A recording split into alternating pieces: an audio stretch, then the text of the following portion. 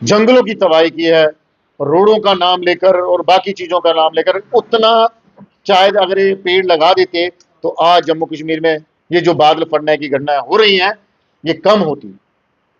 और आपकी बात, इसमें बहुत सारा जो मशीनरी है, जो सरकारी मशीनरी का कसूर है कि जिन्होंने परमिशन दे दी मगर उनको जंगलों को उजाड़ा गया, मगर बसाने की बात किसी ने नहीं की। और खुद जाकर ये जो आप देखते हैं तीसरे दिन कोई पौधा लगाते हैं, मगर इसको इसको मिशन की तरह लेना चाहिए था कि कम से कम जहां जितनी रोडों की कटाई हुई है, जंगलों की कटाई हुई है, वहां पौधा लगाने चाहिए थे, जिसकी वजह से संतुलन बिगड़ता नहीं।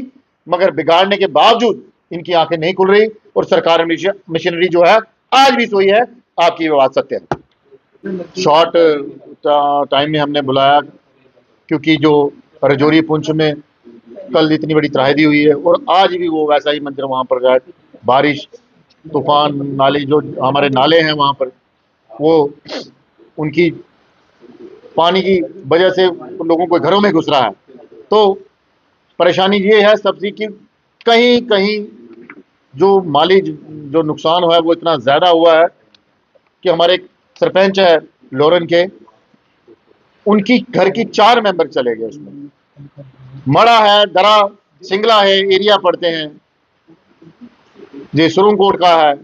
रजौरी में आपने सुना जो 2 नौजवान बच्चे अपनी हाई स्टडीज के लिए एक किराए का कमरा लेके रहते थे, वो पूरा पूरा इलाका ही सोए हुए उनको उजाड़ कर लेकर गया। और एक ही जो डेड बॉडी है, मैंने सुना है वो 50 किलोमीटर दूर से जाकर मिली है। तो ये दर्द के जो, और एक हमारी औरत वहां उसमें बह गई।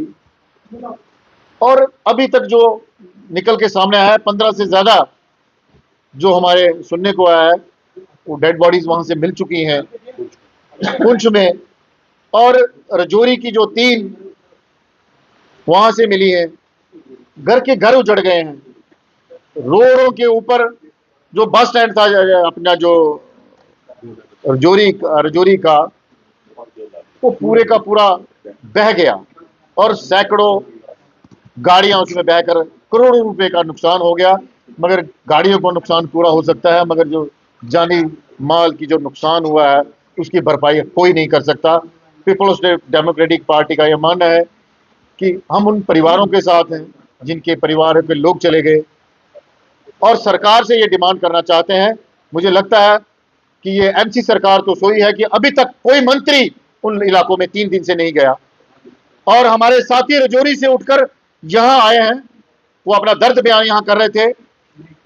हम इनको इतना ही कह सकते हैं कि अगर ये एमसी नहीं कोई काम कर सकती तो गवर्नर साहब को इमीडिएटली इसमें हस्तक्षेप करके उन लोगों को राहत पहुंचानी चाहिए।